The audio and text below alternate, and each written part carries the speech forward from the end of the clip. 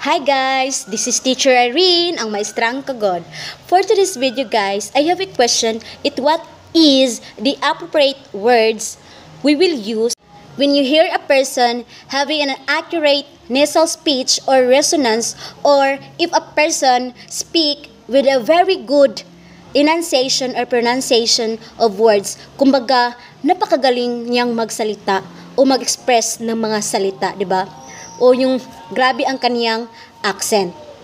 So ano nga ba ang tamang salita na itatawag natin dyan?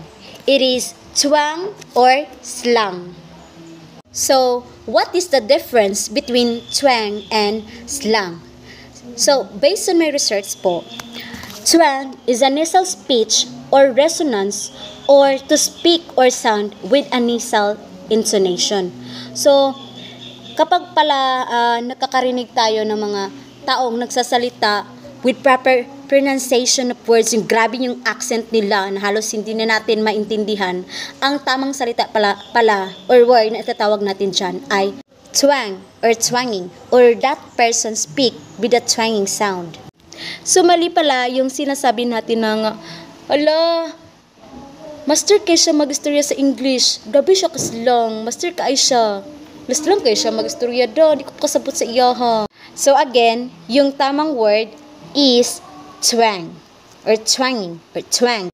So ano nga ba yung nakaugalian nating tinatawag na slang, yung palagi nating ginagamit na slang? So based on my research in the Merriam Dictionary, slang refers to a language peculiar to particular group such as jargon. So yung slang is an informal non-standard vocabulary of words or language. So mali para yung ginagamit natin na salita. Now I know and now you know.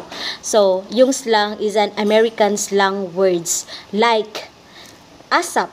So ito yung mga halimbawa: ASAP, as soon as possible; bar, a place where alcoholic beverage are served, or big deal, a piece of cake; YOLO, YOLO means you only live one; kudos means congrats or great work. So pag sinasabi nitong kudos, ang tawag dyan ay slang. Then yal, you all, or give it a shot, or 411, what's the gossip or what's the information. So sa atin din sa Filipino is boobs, like boobs, or your ass, pussy. So yan po ay mga informal non-standard vocabulary language po. Tinatawag yang slang. So magkaiba talaga yung slang at saka yung twang. So that's the difference between twang and slang. Sana po ay nakatulong. Thank you for watching. Bye-bye!